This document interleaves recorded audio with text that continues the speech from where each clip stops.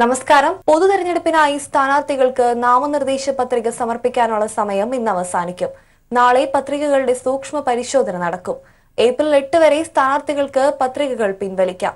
സംസ്ഥാനത്ത് ഇതുവരെ സമർപ്പിക്കപ്പെട്ടത് 154 പത്രികകളാണ്. സംസ്ഥാനത്തെ പൂർണ്ണമായും തെരഞ്ഞെടുപ്പ് ചൂടിലേക്ക് ഇറക്കിവിട്ടാണ് നാമനിർദ്ദേശ പത്രികാ സമർപ്പണം കഴിഞ്ഞ മാസം 28-ന് ആരംഭിച്ചത്.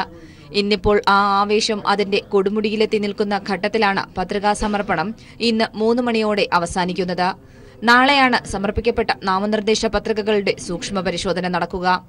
ഏപ്രിൽ 8 വരെ സ്ഥാനാർത്ഥികൾക്ക് പത്രിക പിൻവലിക്കാൻ സമയമുണ്ട്. പ്രവൃത്തി ദിനങ്ങളിൽ രാവിലെ 11 മുതൽ വൈകിട്ട് 3 വരെയായി ജില്ലാ വരണാധികാരിയാണ് സ്ഥാനാർത്ഥികളിൽ നിന്നും പത്രികകൾ സ്വീകരിച്ചത്. ഇതുവരെ ആകെ സമർപ്പിച്ച പത്രികകളുടെ എണ്ണം 154 ആണ്. കഴിഞ്ഞ ദിവസം മാത്രം സംസ്ഥാനത്ത് സമർപ്പിച്ചത് 41 പത്രികകളും. ഇത്തവണ 2,60,00,000-ഓളം വോട്ടർമാരാകും അവരുടെ സമ്മതിദാനാവകാശം വിനിയോഗിക്കുക. ഏപ്രിൽ 23-നാണ് കേരളം പോളിംഗ് ബൂത്തിലേക്ക് എത്തുക.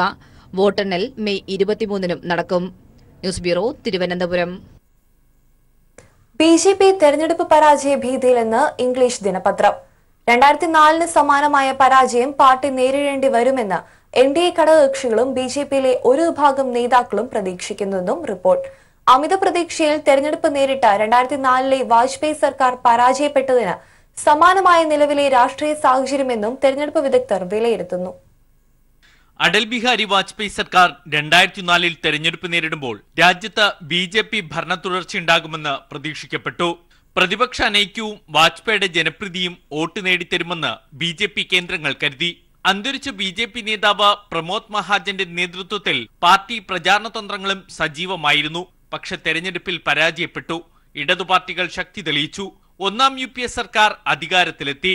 നീണ്ട 10 വർഷം BJP അധികാരത്തിന് പുറത്തായി. സമാനമായ രാഷ്ട്രീയ സാഹചര്യമാണ് ഇപ്പോൾ കാവി പാർട്ടി നേരിടുന്നതെന്ന് ഇംഗ്ലീഷ് ദിനപത്രമായ ഹിന്ദുസ്ഥാൻ ടൈംസ് വിലയിരുത്തുന്നു. 2004-ൽ സംഭവിച്ചതുപോലെ പരാജയം BJPയിലെ ഒരു വിഭാഗം നേതാക്കൾ പ്രതീക്ഷിക്കുന്നു. ഭരണവിരുദ്ധ വികാരമാണ് പ്രധാനം. അമിതമായ വാഗ്ദാനങ്ങൾ നൽകിയാണ് മോദി വിജയിച്ചതെന്ന തിരിച്ചറിവ് വോട്ടർമാർക്കിടയിലുണ്ട്. RSS BJP ബന്ധം പഴയതുപോലെ ശക്തമല്ല. LK അദ്വാനി, മുരളി മനോഹർ ജോഷി, ഉമാഭാരതി തുടങ്ങി രാമജന്മഭൂമി പ്രക്ഷോഭകരെ മുഴുവൻ മോദി അമിത്ഷാ വിഭാഗം സീറ്റ് നൽകാതെ ഒതുക്കിയതിൽ RSS തലവൻ മോഹൻ ഭഗവതിനു പോലും എതിർപ്പുണ്ട്. മുന്നറിയിപ്പ് പോലും നൽകാതെ നേതാക്കളെ ഒഴിവാക്കിയത് ശരിയല്ലെന്ന് മോഹൻ ഭഗവത് BJP നേതൃത്വത്തെ അറിയിക്കുകയും ചെയ്തു. ഇതിനുശേഷം RSS പ്രചാരണത്തിൽ ഏകീകരണമില്ലെന്ന് നേതാക്കൾ ചൂണ്ടിക്കാട്ടുന്നു.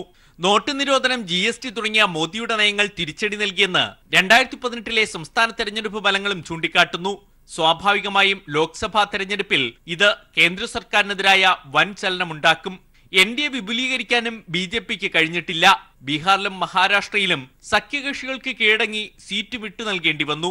കേരളം ഉൾപ്പെടെയുള്ള ദക്ഷിണേന്ത്യൻ സംസ്ഥാനങ്ങളിൽ BJP സാന്നിധ്യം ഇപ്പോഴും ശുഷ്കമാണ് എന്നതും പ്രതിസന്ധിയുണ്ടാക്കുന്നു. തമിഴ്നാട്, കേരളം, കർണാടക, ആന്ധ്രാപ്രദേശ് എന്നിവിടങ്ങളിൽ നിന്നായി 2004-ൽ 129 സീറ്റിൽ 109 സീറ്റ് UPAക്ക് ലഭിച്ചു. 2019-ലും പാർട്ടിക്ക് സ്വാധീനമുണ്ടാക്കാൻ കഴിഞ്ഞിട്ടില്ല. 110 സീറ്റ് ദക്ഷിണേന്ത്യയിൽ നിന്നും പ്രതിപക്ഷത്തിന് ലഭിച്ചാൽ BJP അംഗബലം പാർലമെന്റിൽ വീണ്ടും കുറയും. Santhosh Sarling, news bureau, Delhi. Wayanad UDF സ്ഥാനാർത്ഥി രാഹുൽ ഗാന്ധി ഇന്ന് നാമനിർദ്ദേശ പത്രിക സമർപ്പിക്കും.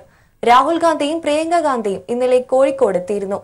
കരിപ്പൂർ വിമാനത്താവളത്തിലാണ് ഇരുവരും വിമാനമിറങ്ങിയത്. വിവരങ്ങളുമായി അനൂപ് ചേരുന്നു. അനൂപ്, രാഹുൽ ഗാന്ധി രാവിലെ 10:30-ഓടെ നാമനിർദ്ദേശ പത്രിക സമർപ്പിക്കാനായിട്ട് കളക്ടറേറ്റിൽ എത്തുമെന്നാണ് അറിയാൻ സാധിച്ചിരിക്കുന്നത്. എന്താണ് ഇതുമായി ബന്ധപ്പെട്ട കൂടുതൽ വിവരങ്ങൾ? രാവിലെ നാമനിർദ്ദേശ പത്രിക സമർപ്പിക്കാനായി വയനാട്ടിലെത്തും. ഇന്നലെ രാത്രി കോഴിക്കോട്ടെത്തിയ രാഹുൽ ഗാന്ധി ഇന്ന് രാവിലെ ഹെലികോപ്റ്റർ മാർഗം വയനാട്ടിലേക്ക് തിരിക്കുമെന്നാണ് ലഭിക്കുന്ന വിവരം. പത്രിക നൽകാൻ രാഹുലിനെ പ്രിയങ്ക ഗാന്ധിയും അനുഗമിക്കുന്നുണ്ട്. ഇന്നലെ രാത്രി കോഴിക്കോട് ഗസ്റ്റ് ഹൗസിൽ എത്തിയ അദ്ദേഹം രാവിലെ 9 മണിയോടുകൂടി ഹെലികോപ്റ്റർ മാർഗം വയനാട്ടിലേക്ക് തിരിക്കുമെന്നാണ് സൂചന. ഏതായാലും കളക്ടറേറ്റിന് സമീപമുള്ള SKMJ സ്കൂൾ മൈതാനത്താണ് അദ്ദേഹം ഹെലികോപ്റ്റർ ഇറങ്ങുക. അവിടെ നിന്ന് റോഡ് ഷോയുടെ അകമ്പടിയോടെ കളക്ടറേറ്റിലെത്തി നാമനിർദ്ദേശ പത്രിക സമർപ്പിക്കാനാണ് നിലവിലെ തീരുമാനം. ഇതെല്ലാം സുരക്ഷാ ചുമതലയുള്ള SPG ഗ്രൂപ്പിന്റെ SPGയുടെ നിർദ്ദേശപ്രകാരമായിരിക്കും ഇതിലുള്ള മാറ്റങ്ങൾ. ഏതായാലും ഇന്ന് രാവിലെ മാത്രമേ പ്രിയങ്ക ഗാന്ധി രാഹുലിനൊപ്പം ചേരുകയുള്ളൂ എന്നാണ് സൂചന. രാഹുലിന്റെ വരവിന് മുന്നോടിയായി AICC ജനറൽ സെക്രട്ടറി മുകുൾ വാസ്നിക്കും KC വേണുഗോപാൽ അടക്കമുള്ള മുതിർന്ന കോൺഗ്രസ് നേതാക്കളുമെല്ലാം ഇന്നലെ കോഴിക്കോട് എത്തിയിരുന്നു. വയനാട് മണ്ഡലത്തിൽ ഉൾപ്പെടുന്ന പ്രസിഡന്റുമാർ, KPCC ഭാരവാഹികളുടെയും DCC പ്രസിഡന്റുമാരുടെയും എല്ലാം യോഗവും കഴിഞ്ഞ ദിവസം കോഴിക്കോട് ചേർന്നിരുന്നു. ഏതായാലും വലിയ ഒരുക്കങ്ങളാണ് UDF ഇതുമായി ബന്ധപ്പെട്ട് രാഹുലിന്റെ നാമനിർദ്ദേശ പത്രിക സമർപ്പിക്കാൻ സംബന്ധിച്ച് ജില്ലയിൽ ഏർപ്പെടുത്തിയിരിക്കുന്നത്. സുരക്ഷാ ക്രമീകരണങ്ങളും വലിയ രീതിയിൽ ശക്തമാണ്. പ്രത്യേകിച്ച് മാവോയിസ്റ്റ് ഭീഷണിയെല്ലാം നിലനിൽക്കുന്ന സാഹചര്യത്തിൽ രാഹുലിന്റെ പത്രികാ സമർപ്പണത്തോടനുബന്ധിച്ച് വലിയ സുരക്ഷാ വലയത്തിലുമാണ് വയനാട്. വയനാട് UDF സ്ഥാനാർത്ഥി രാഹുൽ ഗാന്ധി ഇന്ന് നാമനിർദ്ദേശ പത്രിക സമർപ്പിക്കും. ഇന്നലെ രാത്രി തന്നെ പ്രിയങ്ക ഗാന്ധിയും രാഹുൽ ഗാന്ധിയും കേരളത്തിലെത്തിയിരുന്നു. വിവരങ്ങളാണ് അനൂപ് നൽകിയത്. മറ്റു വാർത്തയിലേക്ക്.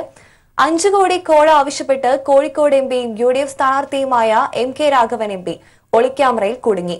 രാഘവൻ കോഴ ആവശ്യപ്പെട്ടതിന്റെ ദൃശ്യങ്ങൾ പുറത്ത്. കോഴിക്കോട് ഹോട്ടൽ തുടങ്ങുന്നതുമായി ബന്ധപ്പെട്ട ഭൂമി ഇടപാടിലാണ് കോഴ ആവശ്യപ്പെട്ടത്. ദില്ലി ആസ്ഥാനമായ കോർപ്ടാസ് കൺസൾട്ടൻസിയുടെ പ്രതിനിധികൾ എന്ന പേരിലാണ് ദേശീയ മാധ്യമമായ TV9 ഭാരതവർഷ ചാനലിന്റെ പ്രതിനിധികൾ MK രാഘവനെ കണ്ടത്. കോഴിക്കോട് ഹോട്ടൽ സമുച്ചയം ആരംഭിക്കാൻ സഹായം വേണമെന്നായിരുന്നു ആവശ്യം. സമ്മതമറിയിച്ച രാഘവൻ പ്രതിഫലമായി ചോദിച്ചത് 5 കോടി രൂപ. ഈ തുക ദില്ലിയിലുള്ള തന്റെ സെക്രട്ടറിയുടെ കൈവശം പണമായി തന്നെ എത്തിക്കണമെന്നും MK രാഘവൻ ആവശ്യപ്പെട്ടു. We will provide you around 5 CR. ठीक है ना? Yeah. ठीक है. So you told us that one of your secretaries is there, na, in Delhi. Yeah. They will talk to you. Yeah, you discuss with one secretary. Okay.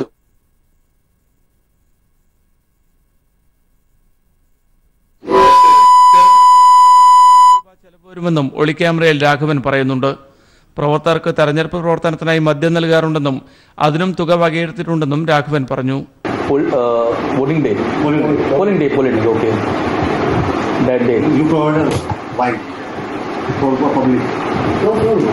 We will not supply. Okay. Local workers will manage. Local workers manage. Okay. You pay money. Our local people will give. Okay. I mean, there is a committee. You provide cash and money, and then they.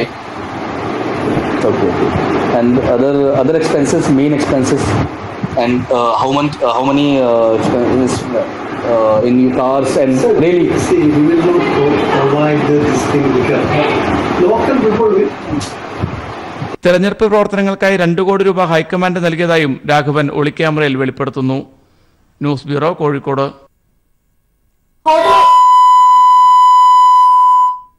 Hotel ഇടപാടിൽ 5 കോടി രൂപ കോഴ ആവശ്യപ്പെട്ട MK രാഘവനെതിരെ Kozhikode വ്യാപക പ്രതിഷേധം.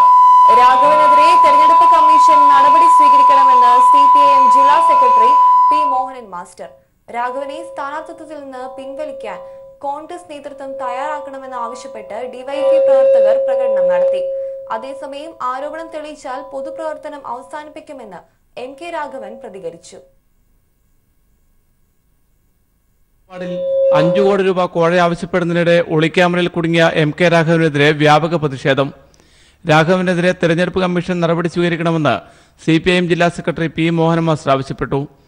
MK Raghavan MP ആയിരുന്ന കഴിഞ്ഞ 10 വർഷക്കാലത്തെ സാമ്പത്തിക ഇടപാടുകൾ പരിശോധിക്കണമെന്നും അദ്ദേഹം ആവശ്യപ്പെട്ടു. രാഘവൻ സ്ഥാനാർത്ഥിത്വത്തിൽ നിന്നും പിന്മാറണമെന്നാവശ്യപ്പെട്ട് DYFI പ്രവർത്തകർ മണ്ഡലത്തിൽ പ്രതിഷേധ പ്രകടനം നടത്തി. അതേസമയം തനിക്കെതിരെയുള്ള വീഡിയോ കെട്ടിച്ചമച്ചതാണെന്ന വാദവുമായി MK രാഘവൻ രംഗത്തെത്തി. അത് എഡിറ്റ് ചെയ്താണ്, കൃത്രിമത്വമായി കാണിച്ചുണ്ടാക്കിയതാണ്. അതുകൊണ്ട് വളരെ ബോധപൂർവം വ്യക്തിഹത്യ നടത്തുക എന്ന ലക്ഷ്യം വെച്ചുകൊണ്ട് തന്നെയാണ് അതാണ് ഞാൻ സൂചിപ്പിച്ചത്. ഇത് ഏതെങ്കിലും രീതിയിൽ തെളിയിക്കാൻ കഴിയുമെങ്കിൽ ഞാൻ അന്ന് സ്ഥാനാർത്ഥിത്വം വിടുകയും എൻ്റെ പബ്ലിക് ലൈഫിനെ അവസാനിക്കും. ഇത് വളരെ ബോധപൂർവം തെരഞ്ഞെടുപ്പിലെ രാഷ്ട്രീയ ലാഭം കണക്കാക്കി ചെയ്തിട്ടുള്ള ഒരു ഗൂഢാലോചനയാണ്. അത് നേരിടാൻ എനിക്കറിയാം. ഞാൻ നിയമമാർഗം ഉപയോഗിക്കും, എല്ലാ മാർഗവും ഞാൻ ഉപയോഗിക്കും. രാഷ്ട്രീയമായി നേരിടും, നിയമപരമായി നേരിടും. അതുകൊണ്ട് ഈ കാര്യത്തിൽ ഇങ്ങനെ വ്യക്തിഹത്യ നടത്തുന്ന രാഷ്ട്രീയം. ആരോപണം തെളിയിച്ചാൽ പൊതുപ്രവർത്തനം അവസാനിപ്പിക്കുമെന്നും അദ്ദേഹം വ്യക്തമാക്കി. News bureau, Kozhikode. അതേസമയം MK രാഘവൻ MP സ്ഥാനം രാജിവെക്കണമെന്നും സ്ഥാനാർത്ഥിത്വം പിൻവലിക്കൽ കോൺഗ്രസ് തയ്യാറാകണമെന്നും CPIM സംസ്ഥാന സെക്രട്ടേറിയറ്റ് അംഗം എളമരം കരീം ആവശ്യപ്പെട്ടു.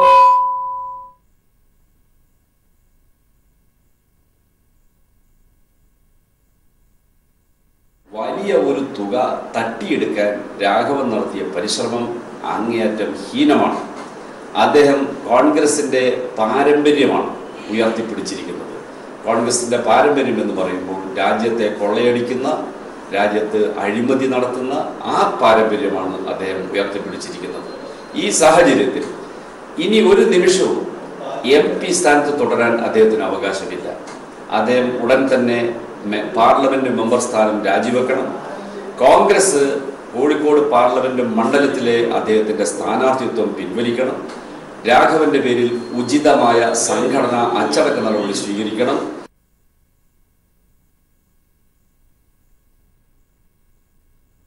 തിരുവനന്തപുരം നാഷണൽ ക്ലബ്ബിൽ പണം വെച്ചുള്ള ചീട്ടുകളെയും വാതുവെപ്പും നടത്തിയതിന് ശശി തരൂരിന്റെ ഗൺമാൻ വിനോദ് കുമാർ ഉൾപ്പെടെ 38 പേരെ കന്റോൺമെന്റ് പോലീസ് അറസ്റ്റ് ചെയ്തു. റെയ്ഡിനിടെ കണക്കിൽപ്പെടാത്ത രൂപയും കണ്ടെത്തിയിട്ടുണ്ട്. തിരുവനന്തപുരം നാഷണൽ ക്ലബ്ബിൽ പണം വെച്ചുള്ള ചീട്ടുകളിയും വാതുവെപ്പും നടത്തിയതിനാണ് ശശി തരൂർ MPയുടെ ഗൺമാൻ വിനോദ് കുമാർ ഉൾപ്പെടെ 38 പേരെ കന്റോൺമെന്റ് പോലീസ് അറസ്റ്റ് ചെയ്തത്. റെയ്ഡിനിടെ കണക്കിൽപ്പെടാത്ത രൂപയും കണ്ടെത്തിയിട്ടുണ്ട്. സെക്രട്ടേറിയറ്റിന് പുറകിലുള്ള നാഷണൽ ക്ലബ്ബിൽ ഷാഡോ പോലീസാണ് റെയ്ഡ് നടത്തിയത്. കമ്മീഷണർക്ക് ലഭിച്ച രഹസ്യ വിവരത്തിന്റെ അടിസ്ഥാനത്തിലായിരുന്നു റെയ്ഡ്. നാളുകളായി ഇവിടെ പണം വെച്ചുള്ള ചീട്ടുകളി നടക്കുന്നതായി പരാതികൾ ഉയർന്നിരുന്നു. ബാർ ലൈസൻസ് മാത്രമുള്ള ക്ലബ്ബിൽ പണം വെച്ചുള്ള ചീട്ടുകളിയും വാതുവെപ്പും നടത്തിയെന്ന കുറ്റമാണ് പോലീസ് പിടിയിലായവർക്കെതിരെ ചുമത്തിയിരിക്കുന്നത്. പോലീസ് അറസ്റ്റ് ചെയ്തവരെ പിന്നീട് ജാമ്യത്തിൽ വിട്ടയച്ചു. റെയ്ഡുകൾ വ്യാപകമായി തുടരുമെന്ന് കമ്മീഷണർ അറിയിച്ചു. News bureau, Thiruvananthapuram. പൊതുവേദിയിൽ സഭ്യമല്ലാത്ത പദപ്രയോഗവുമായി തൃശൂർ NDA സ്ഥാനാർത്ഥി സുരേഷ് ഗോപി. 15 ലക്ഷം എല്ലാവരുടെയും അക്കൗണ്ടിൽ എത്തുമെന്ന മോദിയുടെ വാഗ്ദാനം ന്യായീകരിക്കുന്നതിനാണ് സുരേഷ് ഗോപി രോഷാകുലനായത്. മാർച്ച് 31-ന് കെ സുരേന്ദ്രന്റെ തെരഞ്ഞെടുപ്പ് പരിപാടിയിൽ സംസാരിക്കുമ്പോഴായിരുന്നു സുരേഷ് ഗോപി MPയുടെ സഭ്യമല്ലാത്ത പ്രതികരണം. ഇന്ത്യൻ പൗരൻ ഓരോരുത്തരുടെയും പേരിൽ 15 ലക്ഷം രൂപ വരെ വെച്ച് പങ്കുവെച്ച് കൊണ്ടുവന്ന് വിടാനുള്ള പണമുണ്ടത് എന്ന് പറഞ്ഞതിന് മോദി ഇപ്പൊ തന്നെ ആ കറവ പശുവിന്റെ നടുവിലേക്ക് തണുത്ത വെള്ളം കോരി ഒഴിച്ച് ചൊരത്തി കറന്ന് അങ്ങ് ഒഴുക്കി അണ്ണാക്കിൽ കൊണ്ട് തള്ളിത്തരുമെന്നാണോ അതിന്റെ അർത്ഥം? ഇത് ഈ ഭാഷയിലെ സംസാരിക്കാൻ പറ്റും. സ്ത്രീകളും കുട്ടികളും അടങ്ങുന്ന പൊതുവേദിയിലായിരുന്നു സുരേഷ് ഗോപി MPയുടെ സഭ്യമല്ലാത്ത പദപ്രയോഗമടങ്ങുന്ന വിവാദ പരാമർശം. 15 ലക്ഷം എല്ലാവരുടെയും അക്കൗണ്ടിൽ എത്തുമെന്ന പ്രധാനമന്ത്രിയുടെ വാഗ്ദാനം ന്യായീകരിക്കുന്നതിനിടയിലായിരുന്നു സുരേഷ് ഗോപി MP ശോഭിച്ചതും തുടർന്ന് ഒരു ജനപ്രതിനിധിയുടെ ഭാഗത്തു നിന്ന് ഒരിക്കലും വരാൻ പാടില്ലാത്ത പരാമർശം നടത്തിയതും. NDA സ്ഥാനാർത്ഥി കൂടിയായ സുരേഷ് ഗോപിയുടെ പരാമർശം വിവാദമായതോടുകൂടി വൻ പ്രതിഷേധമാണ് സമൂഹ മാധ്യമങ്ങളിലൂടെ ഉയരുന്നത്. News desk, people TV. സ്വയം കള്ളനെന്ന് വിളിച്ച് അഭിമാനിക്കുന്ന പ്രധാനമന്ത്രിയും ശിങ്കടികളും ഇന്ത്യയെ കൊള്ളയടിക്കുകയാണെന്ന് VS അച്യുതാനന്ദൻ. കൊല്ലം ഇടതുമുന്നണി സ്ഥാനാർത്ഥി KN ബാലഗോപാലിന്റെ വിജയത്തിനായി കടക്കലിൽ തെരഞ്ഞെടുപ്പ് പൊതുയോഗം ഉദ്ഘാടനം ചെയ്യുകയായിരുന്നു അദ്ദേഹം. യോഗത്തിലെത്തിയ ജനസഞ്ചയം കടക്കലിൽ ആവേശത്തിന്റെ അലകടൽ തീർത്തു. കോടികളുടെ സാമ്പത്തിക തട്ടിപ്പ് നടത്തിയ 27 കുറ്റവാളികൾക്ക് സുരക്ഷിതമായ രാജ്യം വിടാൻ മോഡി കാവൽ നിന്നു. ദളിതരെ തല്ലിക്കൊല്ലുന്നവർക്കും ഇതര മതസ്ഥരെ ചുട്ടുകൊല്ലുന്നവർക്കും അദ്ദേഹം കാവൽ നിൽക്കുകയാണ്. ഉലകം ചുറ്റുന്ന വാലിബന് ഇന്ത്യയിലെ കർഷക ആത്മഹത്യകൾ കാണാൻ കഴിയുന്നില്ല. നോട്ട് നിരോധിച്ചും GST കൊണ്ടുവന്നും ജനതയുടെ നട്ടലൊടിക്കുന്നത് കാണുന്നതേയില്ല. സംഘപരിവാർ ശക്തികളെ അധികാരത്തിലെത്തിച്ചത് കോൺഗ്രസ് സർക്കാരിന്റെ അഴിമതിയും ദുഷിച്ച സാമ്പത്തിക നയങ്ങളുമായിരുന്നു. അഴിമതിയുടെ ചെളിക്കുണ്ടിലായിരുന്നു അന്നത്തെ കേന്ദ്ര സർക്കാർ. കൽക്കരി കുംഭകോണം, സ്പെക്ട്രം അഴിമതി, ആദർശ ഫ്ളാറ്റ് കുംഭകോണം, കോമൺവെൽത്ത് ഗെയിംസ് അഴിമതി എന്നിങ്ങനെ അഴിമതിയുടെ ഘോഷയാത്രയാണ് മൻമോഹൻ സിംഗ് സർക്കാരിന്റെ നേതൃത്വത്തിൽ നടന്നതെന്ന് VS ഓർമ്മപ്പെടുത്തി. മൻമോഹൻ സിംഗിന്റെ നേതൃത്വത്തിലുള്ള കോൺഗ്രസ് സർക്കാരാണ് കേന്ദ്രം ഭരിച്ചിരുന്നത്. അഴിമതിയുടെ ചെളിക്കുട്ടിലാഴ്ത്തിയിരുന്ന അന്നത്തെ കേന്ദ്ര സർക്കാർ കൽക്കരി കുംഭകോണം, സ്പെക്ട്രം അഴിമതി, ആദർശ ഫ്ലാറ്റ് കുംഭകോണം, കോമൺവെൽത്ത് ഗെയിംസ് അഴിമതി എന്നിങ്ങനെ അഴിമതിയുടെ ഘോഷയാത്രയാണ് മൻമോഹൻ സിംഗ് സർക്കാരിന്റെ നേതൃത്വത്തിൽ നടന്നത്. അധികാരത്തിലെത്തിയാൽ സ്വിസ് ബാങ്കിലെ കള്ളപ്പണം പിടിച്ചെടുത്ത് 15 ലക്ഷം രൂപ വീതം ജനങ്ങളുടെ അക്കൗണ്ടിൽ എത്തിക്കുമെന്നും പെട്രോളിന്റെ വില 50 രൂപയിൽ പിടിച്ചു നിർത്തുമെന്നും ഓരോ വർഷവും 2 കോടി യുവാക്കൾക്ക് തൊഴിൽ നൽകുമെന്നായിരുന്നു വാഗ്ദാനങ്ങൾ. വാഗ്ദാനങ്ങളൊക്കെ തെരഞ്ഞെടുപ്പ് ഗുണ്ടായിരുന്നു എന്നാണ് കേരളത്തിലെ BJP അധ്യക്ഷൻ പരസ്യമായി പറഞ്ഞത്. BJPക്ക് കൊള്ളയടിക്കാൻ ലൈസൻസ് നൽകുന്നത് RSS ആണ്. അവർക്ക് ഒരാവശ്യമേ ഉള്ളൂ, ഇന്ത്യയെ ഹിന്ദു സവർണാധിപത്യ രാഷ്ട്രമാക്കണം. VS കൂട്ടിച്ചേർത്തു. ന്യൂസ് ബ്യൂറോ, കൊല്ലം. വർഗീയതയിലും അഴിമതിയിലും BJPയും കോൺഗ്രസും സമന്മാരാണെന്ന് CPIM പോളിറ്റ് ബ്യൂറോ അംഗം MA ബേബി. 2014 കാര്യമായ നേട്ടങ്ങൾ ഉണ്ടാക്കാൻ കഴിയാത്ത രാഹുൽ ഗാന്ധി ഇത്തവണയും വലിയ ചലനങ്ങൾ സൃഷ്ടിക്കില്ലെന്നും അദ്ദേഹം പറഞ്ഞു. ഇടുക്കിയിലെ ഇടത് സ്ഥാനാർത്ഥി അഡ്വക്കേറ്റ് ജോയ്സ് ജോർജിന്റെ പ്രചാരണാർത്ഥമുള്ള പൊതുയോഗം ഉപ്പുതറയിൽ ഉദ്ഘാടനം ചെയ്ത് സംസാരിക്കുകയായിരുന്നു അദ്ദേഹം. BJP സ്വീകരിക്കുന്നത് തീവ്ര വർഗീയതയാണ് എങ്കിൽ കോൺഗ്രസിന്റെ നിലപാട് മൃദുവർഗീയതയാണ്. BJPയും കോൺഗ്രസും ഭരിക്കുന്ന സംസ്ഥാനങ്ങളിൽ ന്യൂനപക്ഷങ്ങൾക്കും പാവപ്പെട്ടവർക്കുമെതിരെ ആൾക്കൂട്ട കൊലപാതകങ്ങളാണ് അരങ്ങേറുന്നത്. കർഷകരുടെ പ്രശ്നങ്ങൾ ഇരുവിഭാഗത്തിനും ഒരേ നിലപാടാണ്. ഗോവധ നിരോധനം നടപ്പാക്കിയതിന്റെ ക്രെഡിറ്റിനായി മത്സരിക്കുകയാണ് ഇരു പാർട്ടികളെന്നും CPIM പോളിറ്റ് ബ്യൂറോ അംഗം MA ബേബി പറഞ്ഞു. RSS നിയന്ത്രിക്കുന്ന BJPയെ, അവരുടെ വർഗീയതയെ പൂർണ്ണമായി തുറന്നു കാണിച്ച് എതിർക്കാൻ കഴിയാതെ RSSന്റെ ഭീകരവർഗീയതയെ കുറച്ച് വീര്യം കുറഞ്ഞ കോൺഗ്രസ് വർഗീയത കൊണ്ട് നേരിടാം എന്ന് ധരിച്ചു വശായിരിക്കുന്ന ഈ രാഹുൽ ഗാന്ധി എന്ന യുവാവും കൂട്ടരും അടങ്ങുന്ന കോൺഗ്രസിന്റെ രാഷ്ട്രീയ കാഴ്ചപ്പാടില്ലായ്മയ്ക്കുള്ള ഒരു ശിക്ഷ ചെവിക്കുപിടി കേരളത്തിലെ രാഷ്ട്രീയ പ്രബുദ്ധരായ ജനങ്ങളാണ് നൽകേണ്ടത്. പിണറായി വിജയന്റെ നേതൃത്വത്തിലുള്ള കേരളത്തിലെ ഇടതുപക്ഷ ജനാധിപത്യ മുന്നണി ഗവൺമെന്റും ഈ മണ്ഡലത്തെ പ്രതിനിധാനം ചെയ്ത പാർലമെന്റ് അംഗം ശ്രീ ജോയ്സ് ജോർജ്, അഡ്വക്കേറ്റ് ജോയ്സ് ജോർജ് ഈ നാടിന്റെ അഭിവൃദ്ധിക്ക് വേണ്ടി നടത്തിയിട്ടുള്ള പ്രവർത്തനങ്ങൾ അതിനുള്ള അംഗീകാരമായി കൂടി ഈ വരുന്ന തെരഞ്ഞെടുപ്പിൽ ഇടതുപക്ഷ ജനാധിപത്യ മുന്നണിയുടെ സ്ഥാനാർത്ഥി വിജയിപ്പിക്കാൻ നിങ്ങളെല്ലാം അണിനിരക്കണം. ചടങ്ങിൽ ES ബിജിമോൾ MLA ഉൾപ്പെടെ ഇടത് നേതാക്കൾ പ്രസംഗിച്ചു. News bureau, Idukki. തിരികെത്താം ഇടവേളയ്ക്ക് ശേഷം. കാസർഗോഡ് ലോക്സഭാ മണ്ഡലത്തിൽ മുന്നണി സ്ഥാനാർത്ഥികളുടെ നാമനിർദ്ദേശ പത്രികാ സമർപ്പണം പൂർത്തിയായി. UDF സ്ഥാനാർത്ഥി രാജ്മോഹൻ ഉണ്ണിത്താൻ ഇന്നലെയാണ് നാമനിർദ്ദേശ പത്രിക സമർപ്പിച്ചത്. മുന്നണി സ്ഥാനാർത്ഥികൾ അംഗം കുറിച്ചതോടെ മണ്ഡലത്തിൽ തെരഞ്ഞെടുപ്പ് പ്രചാരണം കൂടുതൽ ശക്തമായി. കാസർഗോഡ് ലോക്സഭാ മണ്ഡലത്തിൽ ആദ്യം നാമനിർദ്ദേശ പത്രിക സമർപ്പിച്ചത് LDF സ്ഥാനാർത്ഥി KP സതീഷ് ചന്ദ്രനാണ്.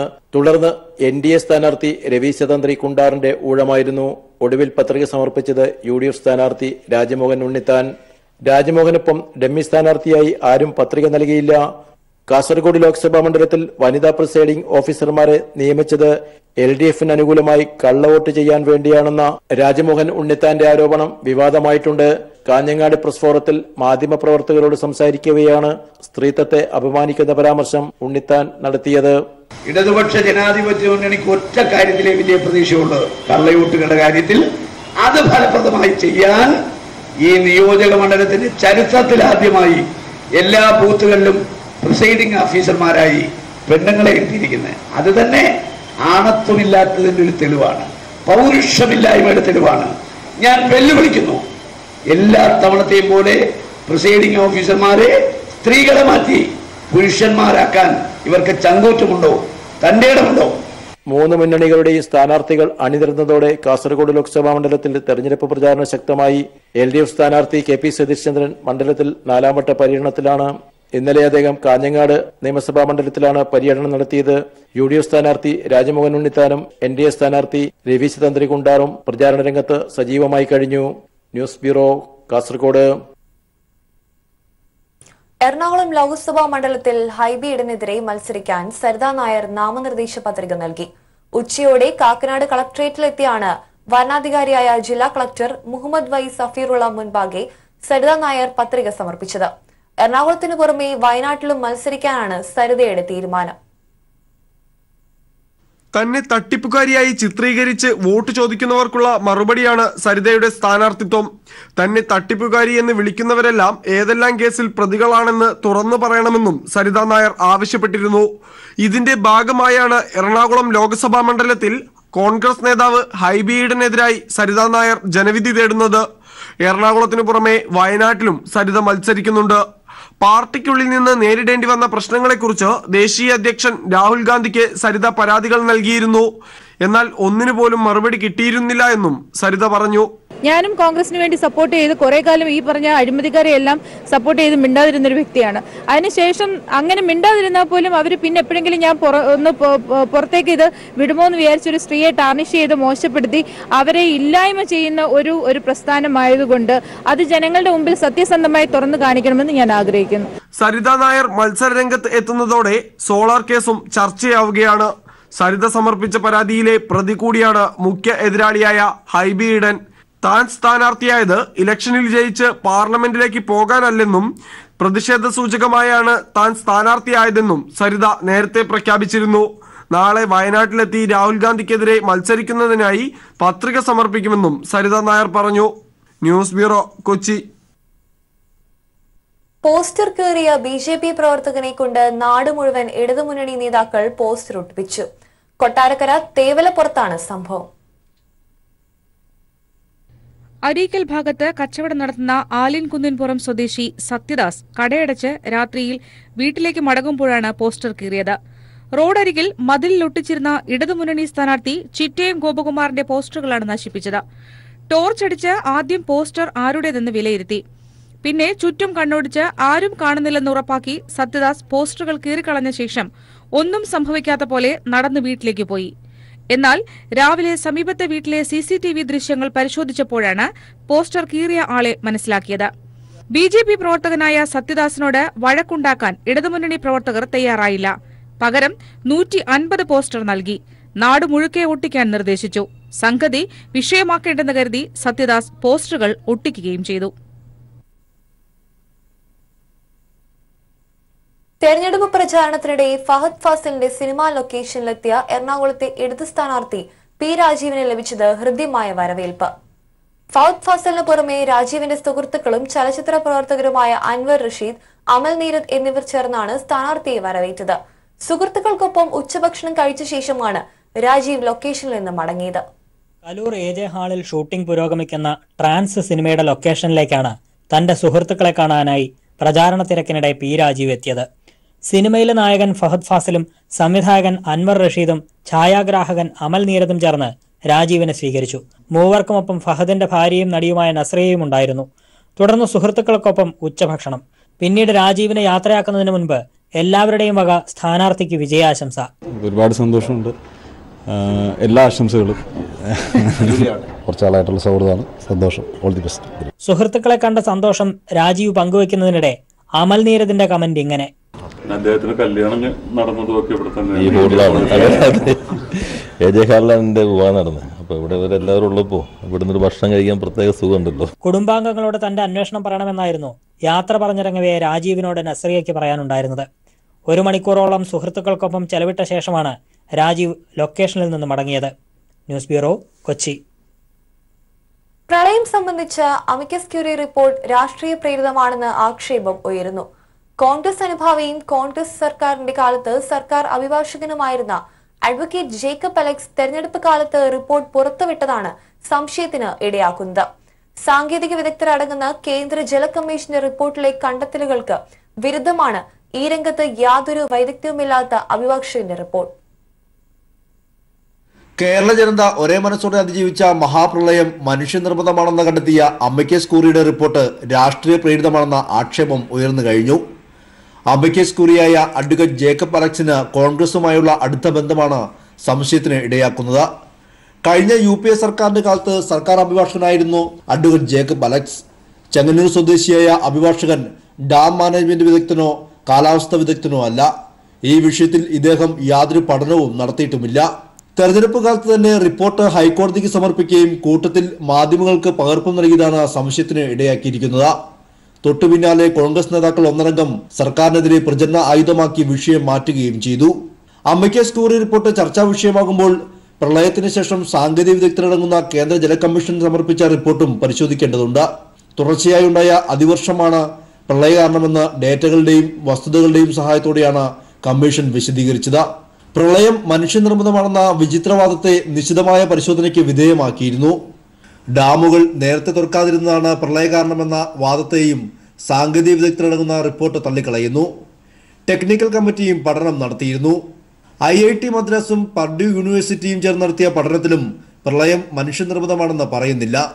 ഐക്യരാഷ്ട്രസഭയുടെ ഏജൻസികൾ വരെ പ്രളയം സൃഷ്ടിച്ച പ്രത്യാഘാതങ്ങളെക്കുറിച്ച് പഠിക്കുകയും നിർദ്ദേശങ്ങൾ സമർപ്പിക്കുകയും ചെയ്തിട്ടുണ്ട്. അങ്ങനെയിരിക്കെ ഹൈക്കോടതിയിൽ കൊടുക്കേണ്ട റിപ്പോർട്ട് അമിക്കസ് ക്യൂറി ഒരേ സമയം മാധ്യമങ്ങൾക്കും നൽകിയതാണ് സംശയത്തിന് ഇടയാക്കിയിരിക്കുന്നത്. News bureau, Kochi.